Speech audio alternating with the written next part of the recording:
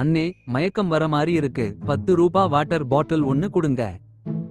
சஞ்சய், 2024 என்னடா செஞ்ச? குஞ்சை, 2024 தாண்டா என்ன செஞ்சுது? சிரிங்க சிரிங்க, சந்தோஷமா இருங்க.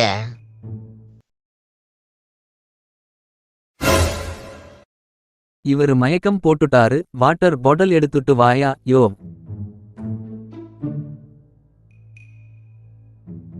சுப்பு, நேத்து ரேஷன் கடையில என்னடா போட்டாங்க?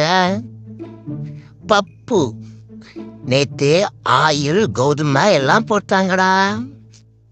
சுப்பு, உளுந்து போட்டாங்களா? பப்பு, உளுந்தெல்லாம் போடலடா, நின்னுட்டு தான் போட்டாங்க.